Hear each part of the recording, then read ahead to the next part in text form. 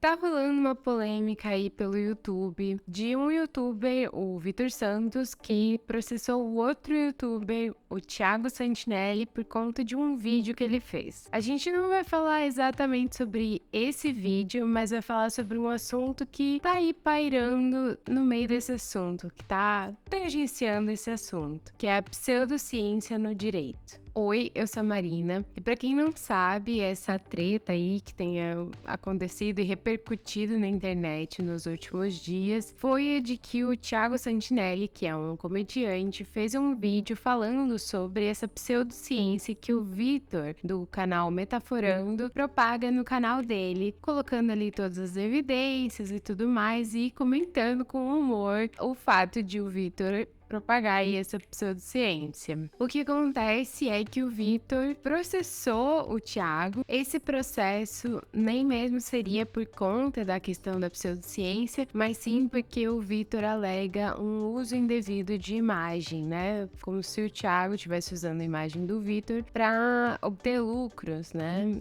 Assim como se faz aí na internet, nos reacts em geral, e até o próprio Vitor, imagino, pelo conteúdo do canal dele, faz no canal dele. Mas não é necessariamente sobre isso que a gente vai conversar. A gente vai falar sobre pseudociência no direito e por quê.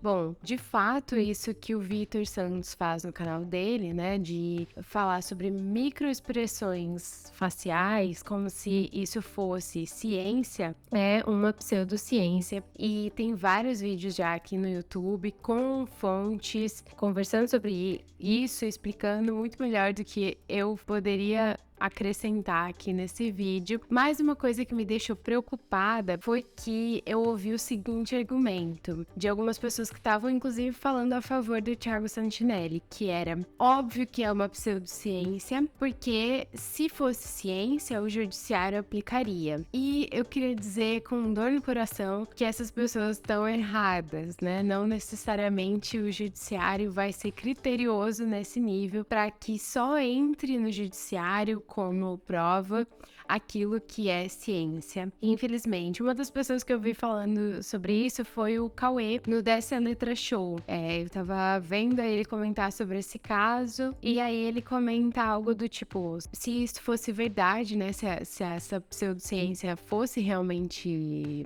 uma verdade, não uma pseudociência, né, se fosse uma ciência, o judiciário aplicaria nos tribunais, ele fala isso, alguma coisa nesse sentido. E como quem tá aqui no canal provavelmente já sabe, inclusive pelos vídeos que tem aí no canal e também a minha live lá com a Bibi Bailas, que eu deixo sempre aqui na frente do canal, tenho maior orgulho e, enfim, acho que muita gente chegou por ela. Várias pseudociências entram no judiciário de diferentes formas e moram por um bom tempo sem serem questionadas ou sendo muito pouco questionadas e acabam, enfim, fazendo parte do judiciário. Infelizmente, o judiciário não tem todo esse critério aí para só aceitar para si o que é ciência. Infelizmente não é assim. Então a gente tem o uso de uma série de métodos, vamos colocar assim, que não necessariamente tem comprovação, que muitas vezes se dizem científicos ou até são científicos, mas não funcionam para aquilo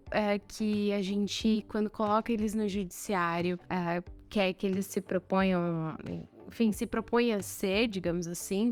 Então a gente tem, por exemplo, o uso do polígrafo, que de fato, até onde eu sei, mede as suas reações corporais, né, frequência cardíaca e tal, mas ele é usado como se fosse um leitor da verdade, né, até tem o nome popular de detector de mentiras, o que não faz sentido, já que, inclusive, a gente tem relatados vários casos em que a pessoa era culpada e não foi pega pelo polígrafo, ou não era culpada e foi pega pelo polígrafo, ou seja, quem interpretou ali o polígrafo disse que aquela pessoa estava mentindo e não estava, ou disse que não estava e estava, porque esse não é um método confiável. Infelizmente, até hoje, principalmente nos Estados Unidos, ainda vários estados aplicam isso como um método válido de verificação, né, de prova, de coleta de evidências, digamos assim, em um processo de acusação e vai servir como prova tranquilamente. Já outros estados já baniram ele há mais tempo. Outros tipos de pseudociência acabam entrando também numa área que é a perícia. A perícia é uma área que eu respeito muito, tem profissionais maravilhosos, inclusive o professor Sami El-Yundi, que é um grande perito do país, me deu aula, eu tive a honra de ter aula com ele, aulas ótimas, ele foi perito do caso Matsunaga, enfim, super famoso, então é uma área, assim, super incrível que eu respeito e admiro muito, mas, infelizmente, existem formas de se fazer a perícia que não são cientificamente válidas e um perito respeitável jamais vai fazer esse tipo de perícia, mas elas são aceitas no judiciário. Existe, por exemplo, perícia em grafologia, né? Que é a perícia para detectar na escrita características emocionais, pessoais da pessoa que escreveu aquilo. Eu pesquisei aqui na internet, tem até canal sobre grafologia falando sobre quanto você pode ganhar dinheiro sendo perito em grafologia, o quanto essa pessoa que está compartilhando sua experiência pessoal vive disso, né? Vive de ser perita e de compartilhar esse conhecimento. E isso é uma conhecida pseudociência que está sendo usada aí no judiciário. Essa perícia, para quem não tem conhecimento, ela pode ser judicial ou extrajudicial, né? Então, por exemplo, o advogado da parte pode contratar alguém que é perito em alguma área que o advogado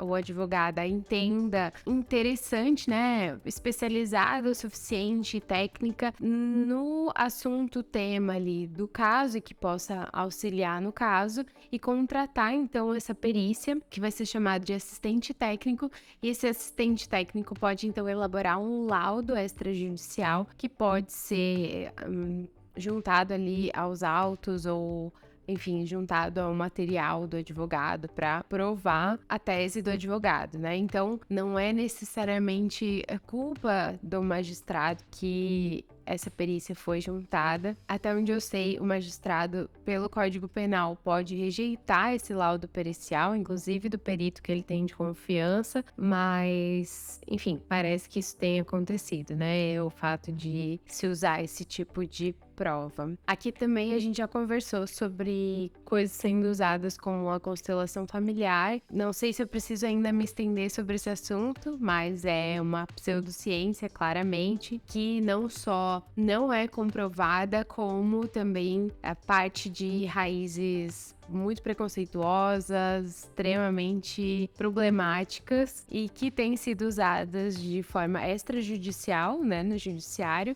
mas ainda em ambientes públicos, em ambientes do judiciário, sendo propagadas em ambientes do judiciário sem ter grandes problemas. Agora eu tenho um pouco a impressão de que mais pessoas têm consciência sobre o que é constelação familiar. Eu acho que ela passava muito sem grandes problemas, sem maiores problemas, porque pouca gente sabia o que era de fato. Então agora eu acho que com essa divulgação da Bibi Bailas, né, da audiência pública que se teve, muita gente passou a falar sobre isso e passou a entender sobre isso, mas é importante lembrar que apesar de se ter tido uma pequena vitória em relação à constelação familiar, de ela não poder ser aplicada em caso de violência doméstica, ela ainda é aplicada, inclusive com regularidade, em alguns lugares no Brasil, em espaços públicos ainda hoje. Então, como eu disse, infelizmente, não é um critério a cientificidade necessariamente para que se adentre o judiciário ou que se adentre um espaço público e para que o nosso dinheiro seja gasto nisso. Inclusive, o próprio SUS, que eu admiro e respeito com o programa em geral, se aprovou que o SUS cubra uma série de formas de tratamento não convencionais que englobam uma série de pseudociências, né, de tratamentos não comprovados ou comprovados que não funcionam, comprovação que não funciona, né, caso não tenha ficado claro. Então, realmente não é condizente ilógico, a verdade, a gente achar que se fosse uma ciência o judiciário usaria e o judiciário não usa porque não é, enfim, não. A gente também já viu muitas vezes aqui o quanto não se tem familiaridade com a ciência em ambientes como o ambiente do direito, né? Não se fala tanto sobre isso. Quando se fala é uma cadeira isolada, uma outra, então eu imagino que por consequência disso acabem acontecendo esse tipo de consequências. E assim, eu acho que é muito interessante que mais e mais pessoas falem sobre essas pseudociências e exponham o que são pseudociências, para que a gente não normalize situações como já aconteceram no nosso judiciário, de, por exemplo, o magistrado justificar sua decisão judicial também com base em pseudociência, dizendo que identificou uma expressão, microexpressão facial determinada na ré e que apontava que ela estava mentindo, porque isso não pode servir como prova, na minha opinião, porque a gente não tem base suficiente para dizer que isso é verdade. Pelo contrário, existem bases que mostram que as microexpressões faciais ocorrem com uma frequência minúscula e que quando ocorrem são mais, inclusive, demonstrados por pessoas que estão falando a verdade do que pessoas que estão mentindo. Os estudos que existem tentando provar essa questão das microexpressões faciais não conseguem ser suficientes para provar que a linguagem corporal ou mesmo as microexpressões faciais sejam confiáveis o suficiente para a gente ter elas como provas em um processo judicial. Em uma boa aula de psicopatologia criminal, de perícia, se vai aprender com base em evidência, se vai aprender com base em artigos, no que se tem de mais recente sobre o assunto. Jamais vai ser um curso passando conhecimentos pré-estabelecidos sem questionar esses conhecimentos. Isso não é boa perícia, isso não deveria estar em um processo judicial de nenhuma forma. Eu espero ter contribuído para o assunto. Me digam o que vocês acharam aqui embaixo. Deixem um like para eu saber se vocês gostaram. Se inscrevam no canal para mais vídeos como esse. Um beijo, tchau!